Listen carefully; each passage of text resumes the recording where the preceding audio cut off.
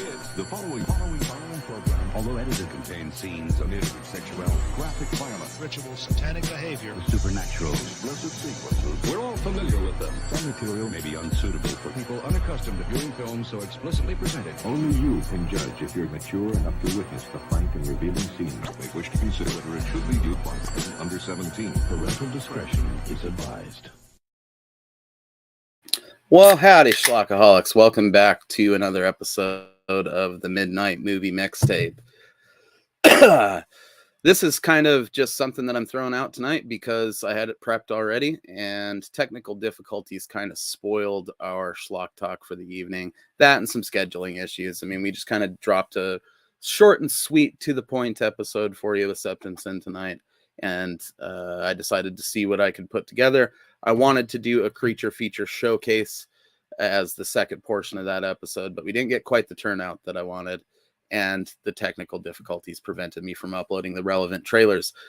Do not fear, though. We had a fucking 80s horror showcase already chambered, and we still got our Mad Libs. We're going to be hopefully putting together a Mad Lib from the Gross Me Out catalog here. The first one is called Double Dog Dare. The first two things that we need for it are a first name and a celebrity name. So if anybody wants to drop those in the comments, that would be cool. If not, I will ask again here momentarily, and we'll just work through it until we fill up the Mad Lib and we read that sumbitch some point towards the middle section or the end of the episode. But again, the first thing we need for our first Mad Lib of the evening is a first name and a celebrity. So we've got 6 films lined up for you, as always, with these mixtapes. I don't remember if me and Dave kind of like half drunkenly previewed some of these the other day after we got out of the stream, or if we did it live. I don't know. He was showing his titties during the live stream like the whole time, and it just made it hard to focus on anything, and it wasn't my best mixtape ever. And it actually got flagged for nudity on the Retro Cult end of these simulcasts. So I had to unlist it for now. Maybe I can blur out Dave's titties and some of the titties that were in the trailers, and we can put it back up at some point. We found some decent films in there. Tonight's lineup, though, for the 80s horror showcase seems a little bit more promising. The first of those films is going to be from 1988, I believe, or 84, excuse me, and that is Blind Date. There's not a ton to say about the poster here. It kind of looks like maybe it was a made-for-TV movie because I was not able to find an actual theatrical poster for it. Just this in a pretty rad Blu-ray cover. But seeing as how this was the older of the two images, I went with it. I like it. It looks like, you know, a murder mystery book that you'd have checked out of the library in like middle school or something like that. So we're going to check out the trailer right now and see what we think of her. Your blind date is coming. No wonder you're a little nervous. But don't worry. He goes out with a lot of pretty girls.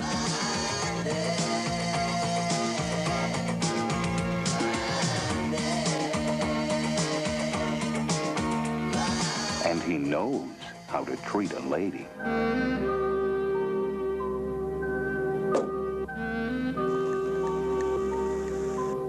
He's not wired quite right.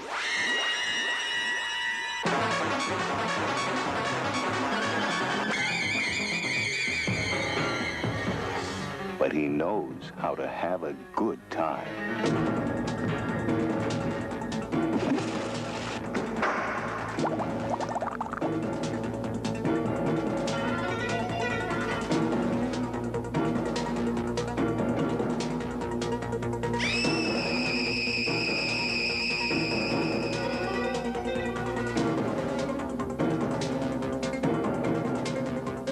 And no one ever complains.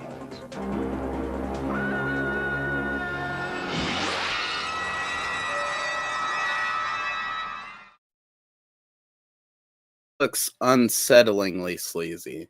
I don't know if it's the trailer really kind of overselling the level of sleaze in it, or if that's actually accurate to how the film plays out. But it just seems like a very sexy, sleazy slasher film. Absolute proper mid-80s fodder. the type of thing I would have rented a ton as a young kid, especially just to see those sweet boobies in there. We're already flagged for nudity on the first trailer. You know, it is what it is. I don't think it's that big of a deal. I think they actually said that the stream could stay up, so I need to go and review the little email that I got and see about that. Once again, for the Mad Lib, we need a first name and a celebrity. So if anybody in the comments wants to throw those out, that'd be cool. I think that's definitely going on the list of stuff to check out.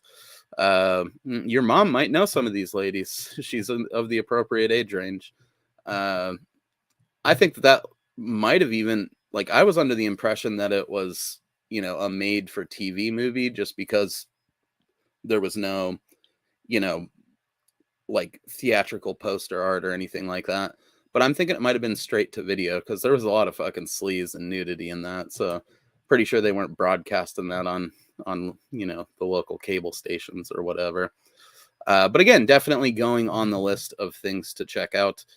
I like movies like that. You know, they tend to be very atmospheric in their sleaziness. It didn't feel like it was like some, you know, titties in the wood slasher flick. It felt like it might have been a proper like murder mystery whodunit thing, which plays into, you know, the poster art kind of looking like an old school murder mystery novel.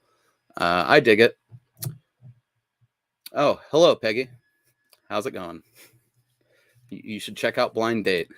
From what I can tell, it was streaming on Tubi the last I checked, but I will double check that right now because I do want you guys to be able to give these movies a look.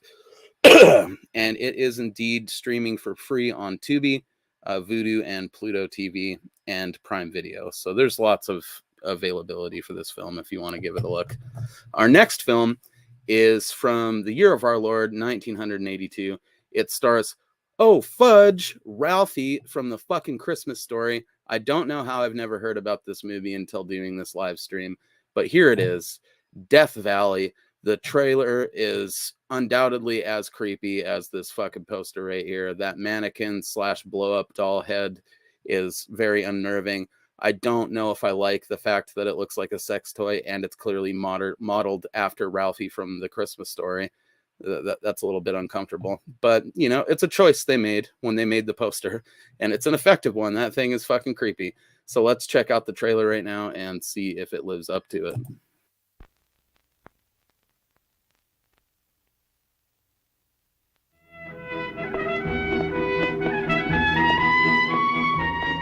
Billy thought the hardest thing he ever had to do was say goodbye to his father. Listen, will you write me a postcard? Sure. He was wrong. He thought meeting his mother's new boyfriend would be even harder. Come on. What do you see the trip I got planned for it? She don't love it. I hope so. He was wrong again. Billy found out on this vacation You look terrific, Billy. Yeah, real cowboy. Right, Mom? the hardest thing is just to survive. A new family, together for the first time. Here in Death Valley, they'll be secluded, isolated, but not quite alone. In the mind of a madman, they have been chosen. On a road to nowhere, they are being hunted. And when the sunlight dies in Death Valley, he will come for them.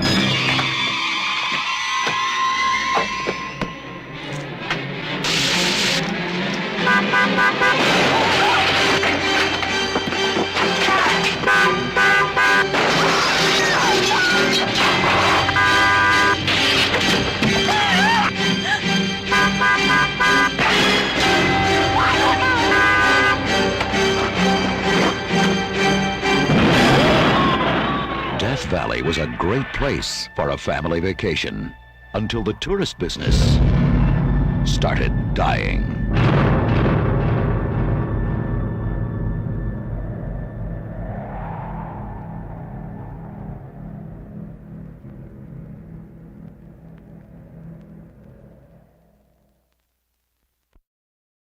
It's nerve-wracking as hell, and pretty much like everything everything I hoped it would be, though I kind of went into it just based on the poster thinking, oh, maybe it's like a, you know, a sort of Deliverance or, you know, The Hills Have Eyes type of a thing. And I'm sort of glad that it turns out that it's just more akin to Road Trip, or not Road Trip, what's it, Rest Stop. That's sort of what it gave me vibes of. I'm sure other movies that I could think of if I had more time and brain cells left, but Rest Stop is definitely one that brought to mind, and obviously The Hitcher, which I'm a huge fan of. So definitely something I'm looking forward to. Again, I thought it was going to be more of a Killer Hillbillies type of a thing for some reason. So I'm pleasantly surprised that it's not. I'm still kind of like bothered by the poster art, with it making little Ralphie look like a blow up doll. I don't think that's too cool, and it's a bit sus, as the kids would say. But again, you know, it's an effective horror movie poster just because of that. If I saw that as cover art at the video store, I'm for sure fucking renting the movie, just because it's so unnerving to look at the thing with the reflection of the dude with his knife in the glasses and everything. It's solid stuff. So it looks like our viewers dropped off, and we're probably not going to be finishing this Mad Lib tonight, you know, but a man can dream. So if you somehow tune into this and you want to even help me complete it later, I could always read it out at a different time. So even if we get comments after the fact of this stream with the submissions for it, we can go ahead and try to fill it out that way, I suppose. Off to a good start here, though. We're 2 for 2. Definitely both of those are going on the list of films that I will be checking out in the near future. That's kind of the fun of doing these types of segments. They're very personally fulfilling because it feels like I'm still actively seeking out new horror to watch instead of just watching all of the same stuff all the time. I wouldn't say it's new horror, but we will eventually do some newer segments because I'm always perpetually behind the curve too when it comes to modern horror. I watch some of it, but for the most part, I end up like not watching it so that I can go find movies like these on Tubi and give them a look. So our next film, we're just going to keep it moving right along, is Destroyer. This movie came out in 1988. It looks like it's basically kind of a Terminator ripoff, if I had to go just based on the poster art and the general vibes that I got, like reading about it briefly. I chose this movie simply because that poster art looks like it would be a dope fucking thrash metal cover. And I really want to see what he's going to do with that jackhammer that he's attached a fucking laser pointer to. So we're going to go ahead and check out Destroyer. You know, 300,000 volts couldn't kill him. It just gave him a buzz. They never dreamed he'd become the perfect killing machine. We'll be the judge of that. Destroyer from 1988.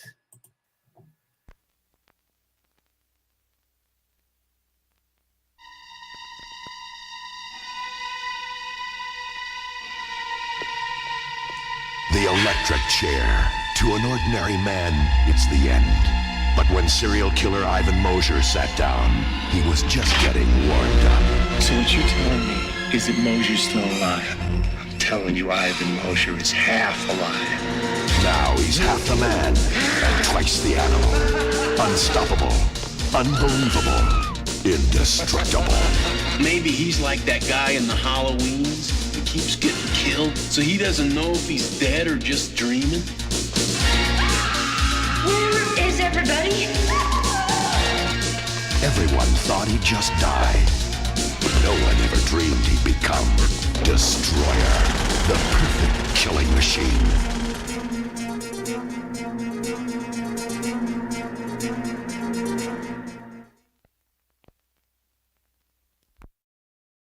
I'm into it. That's definitely going on the list as well. Is it just me, or did the whole like atmosphere and vibe of that kind of remind you of that movie Dead Heat, where there's like the zombie buddy cops or whatever?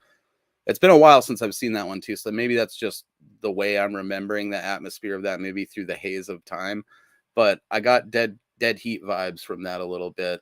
It is also about somebody that's like in a, you know, the area of law enforcement. Granted, it sounds like this was a prison guard that accidentally got electrocuted, but man, does that look like a good time. I was trying to catch it at the end of the the trailer there to see if I could see who the big buff guy is that's playing Destroyer. Unfortunately, putting these things in the stream kind of crushes their aspect ratio a little bit, so I can't read it in the credits on there either. But I imagine he's a wrestler, and I've been watching a lot of old wrestling content lately, and he looks super familiar, so that's why I'm wondering if he's not like some old, 80s WWF jobber or something. He looks good, though. He looks like a big lumbering doof that somehow gets turned into like a zombie screw going around trying to put people in solitary confinement forever or something like that. I don't know. Definitely something that I will watch. Let's go ahead and, double check these last two here. It looks like Death Valley was the next one. We need to make sure you guys know if these are streamable or not. It looks like that one's free on Plex. That's the only place that's listed to watch it. Destroyer is not available anywhere. So, it might be on YouTube in full. A lot of times with these old B movies, you can find them on there like that. But, if not, I imagine you can find it on a torrent site pretty easily. Just about every B movie has been uploaded to one of those at some point or another, at least the ones from the 80s and whatnot. So I think that this is off to a great start. I love it when we can be like 3 for 3 at halftime like this, because it means even if the next 3 movies suck, we've still had a 50% success rate at finding rad movies that we've never seen, or at least that I've never seen. So of the 3 so far, the one that looks like it's the most fun is probably Destroyer. The one that looks like it's the legitimate scariest is probably Blind Date. But I would say that Death Valley has huge potential to be the sleeper hit of the 3, especially having, such a good cast of memorable people from our childhoods in there. So, yeah. Our next film is Road Games. This one came out in 1981. It is one that I selected 100% because of the cover art right there, the poster art, and the fact that it's got Stacy fucking Keach in it as a truck driver. The truck driver plays games, the hitchhiker plays games, and the killer is playing the deadliest game of all. Everything about this poster is creepy as fuck. He's got like a piano wire around her neck with these gnarly like driver's gloves on, and then the road stripes are the zipper that he's like zipping up between her breasts there and between the logo, even right down to sort of like the what do you call it, like basic stencil font of the title logo. Just makes it feel dirty, and like some nasty roadside assault is happening right in front of your eyes, right on the fucking poster. So I imagine the movie itself is equally as creepy and sleazy. We're going to run that trailer right now and see if it lives up to it. You guys know the drill. Road Games, 1981.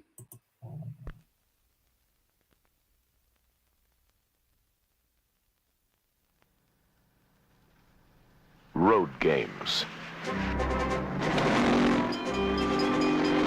What the hell? The truck driver plays games.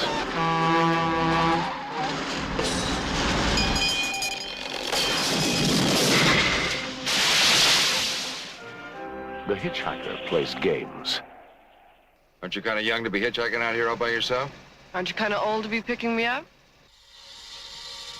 And a killer is playing the deadliest game of all. Oh, he's just killed a girl. Did he make love to her first? I don't know. What's the difference? It makes a lot of difference. I think in order to play the game properly, we have to know what he thinks of women.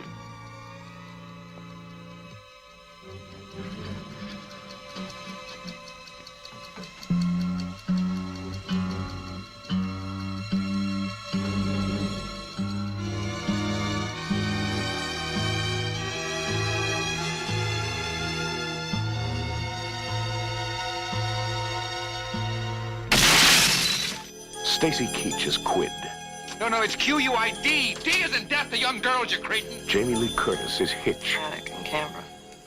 Now you're looking for a little adventure. I could go to Disneyland for a little adventure, but I'm looking for is a little excitement. Road games. Across 1,600 miles of desert highway, they're playing games of violence and sudden death.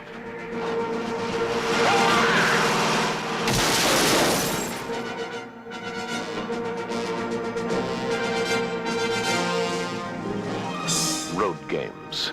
It's my game. Okay, Sherlock.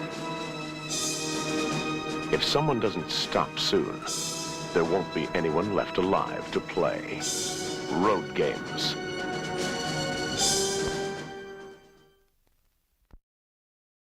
That looks fucking fantastic as well. And I'm sure there's somebody out there like shouting from the rooftops about how I should know about that on account of Jamie Lee Curtis being in there. I should know about it with Stacy Keach too. I love both of them, and seeing them banter off of each other even just in the trailer, and the potential for that as they're facing off against like some insane, you know, Rutger Hauer hitchhiker type character, just sounds like a delight. This is the movie that I mentioned earlier that I put on here because I also thought that it might, you know, be giving off some Hitcher vibes, and it looks like that paid off in spades. It definitely is something that I'm going to be adding to the list to check out. And, you know, I'm almost kind of disappointed that Death Valley also had a bit of a Hitcher vibe, because I think that it's going to be for sure overshadowed by this film. But I'm looking forward to checking both of them out regardless. And again, the poster art for this is just menacing as fuck. It's been a long time since I've seen like a horror movie poster that I haven't seen before that struck me as much as this one does. It looks like something that was devised by Ted Bundy, you know. So it fits the vibe of that trailer perfectly as well.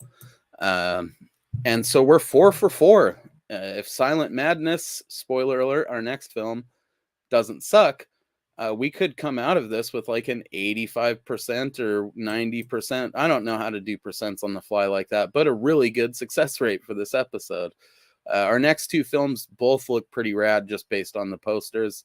So I'm thinking that we're going to come out of this on top.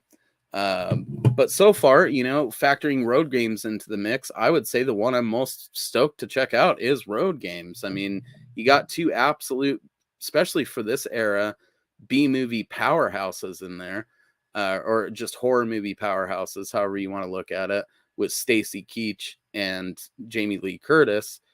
There's just no way watching those two act against each other on screen isn't going to be awesome the whole time, even if a lot of the rest of the movie kind of leaves a little bit to be desired.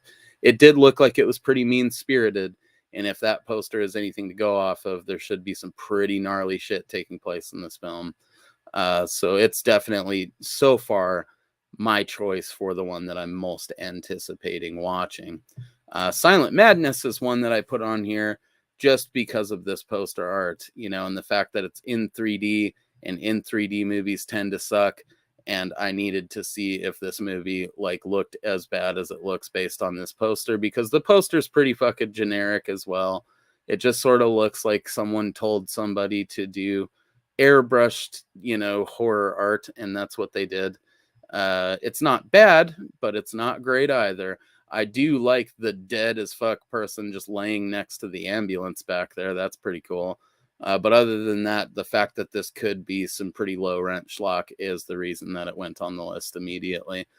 And Silent Madness is a bit of a chilling title that feels like it might have been kind of wasted on this generic slasher film, but we'll see. Let's check out the trailer for Silent Madness from 1984.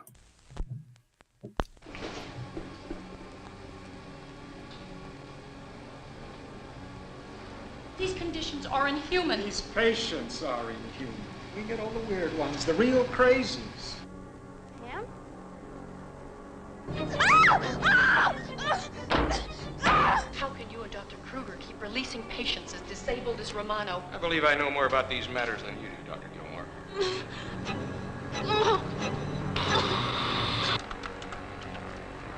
Oh my God.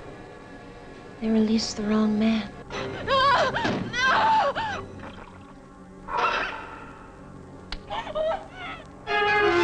Silent Madness.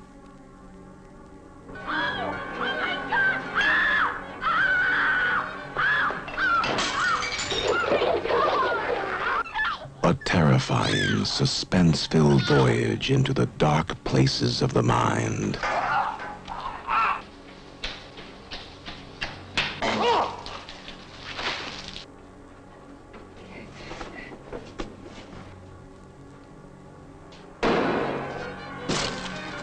Inside your head, the screaming never stops.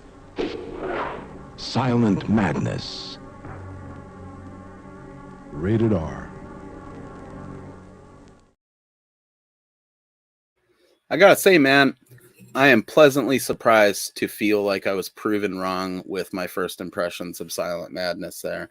That looks like a top-notch slasher flick, especially from the mid-80s. It looks like it's got some proper, like, creative kills in there, some, like, sleazy atmosphere. I didn't really see any overt signs that the movie was made to be, like, seen in 3D. So I'm guessing that's just some gimmick. Or maybe the poster I got is like a joke poster. I don't think so, but it's possible. I think the poster, if anything, kind of hurts the film a little bit because it does make it look like a super cheap, like kind of generic and possibly lame slasher film. But what it looks like we get is a fairly well thought out one, that has, in the very least, some kills that are worth watching. So in my opinion, we're 5 for 5 this evening. I'm not going to be a sad guy and keep begging all the way to the end of this for people to help me fill out a Mad Lib. That's just, it's lamer than I'm willing to be. But, we've got these on deck for future Schlock Talks. I was just really fired up on it, so I thought I would give it another try. In any case, I'm happy to showcase these films for you guys. And hopefully some of these are movies that you guys haven't seen either. And we'll maybe go check out now on account of the stream. I've certainly had a good time previewing them right now. I get it, maybe Monday or Wednesday is not an ideal day of the week for this stuff. We seem to make it work, and hopefully once a lot of our regular viewers kind of come back after they realize that, we're not returning from hiatus as a joke. We're actually back here trying to do regular content again. We'll get this shit going and get, some more people in the mix and do all kinds of Mad Libs and hopefully some movie nights and everything like that. But for the time being, I'm going to just keep on trucking along. Hopefully you guys are happy to see us back out there again. Hopefully some of this content is helpful to you guys. These mixtapes are really kind of my baby, I like doing this stuff because, again, it makes it feel like we're actively still pursuing the hobby and not just kind of resting on our laurels and watching the same old shit again that we have in our collections. It's easy to get to a point where you're doing that for a while. So if you can find an excuse to look at something new and add it to your list of things to do, I'm happy to go along on that journey with you. So our next film and final film for the evening is going to be a film from 1983, and this is Wavelength. Much like Destroyer, this went on the list just because that looks like some badass like thrash metal or early death metal artwork on the poster there. And I'm a huge fan of like Alien ripoffs or anything to do with Alien. This looks like it's kind of maybe taking a little different slant with it. 2 weeks ago, they landed on Earth. Today, beneath a major American city, the experiments began. The alien terror is here on Earth. Wavelength. That could be a lot of things. I feel like it's sort of like an Area 51 movie, maybe. When I looked at the cover art, I immediately thought of the Megadeth song Hangar 18, and so that's why it went on the list. I also am just a fan of like straight to the point titles like that. Wavelength, it's not overly complicated, and much like very different to my fandom of overcomplicated titles, I like it because it's efficient. The overcomplicated titles tend to be amusing just because they're so dorky. But when you have one that's just straightforward, like Wavelength, it's the type of film that's easy to like ask for at the video store, Looks like we got a comment here. Hey, fellas, just hopped on for a sec to say howdy. Well, we're happy to have you here, Cody. We're about to preview our final film of the evening, and that is Wavelength from 1983. So if you got time, check out this trailer. Let us know what you think. It's only a minute and a half long. Weeks ago in the Mojave Desert, they were first encountered. They were taken to a top-secret government installation beneath a major American city. They were kept in a state of suspended animation. And then, the experiments began. Was there more than one voice? Voices. They were more like thoughts. Wavelength. No one was supposed to hear them. It's coming from somewhere in there. Oh, God. What? Oh, God! What is it, Iris? No one was supposed to discover them. But now that someone has, They want to know what you've done with your friend. God. the world must never know. We gotta make sure those things stay down there. Everybody out now! Hey, what the hell's going on? Don't you understand what's happening here?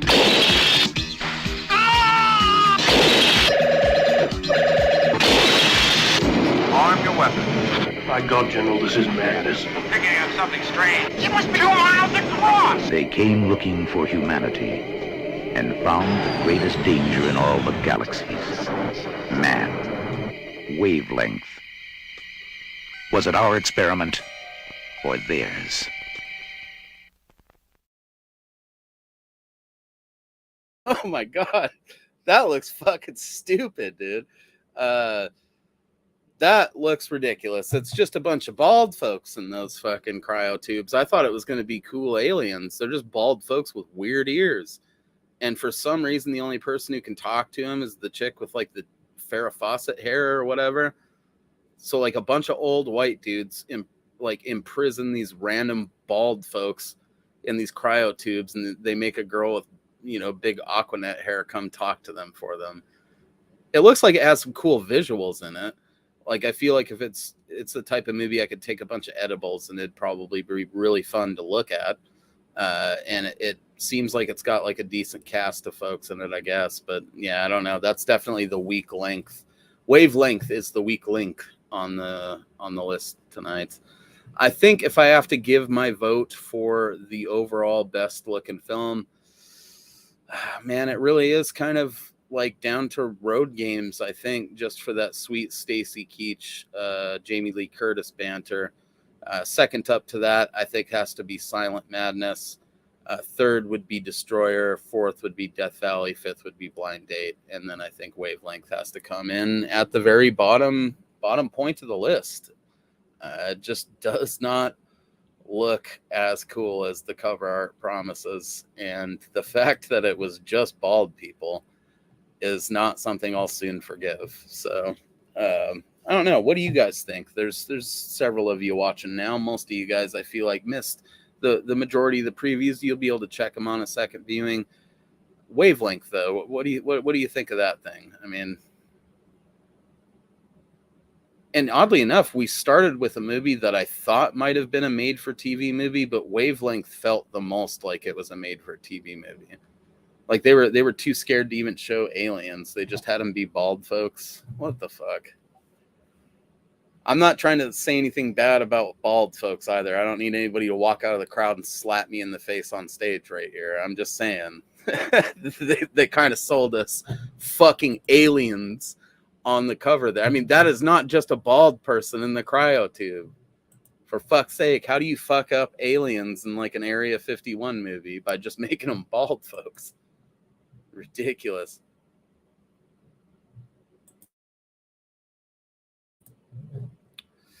Midlife Crisis says he hasn't seen Wavelength since the 80s. I'd reckon, it's maybe worth a revisit, but I don't think you're missing anything by not having seen it in modern times.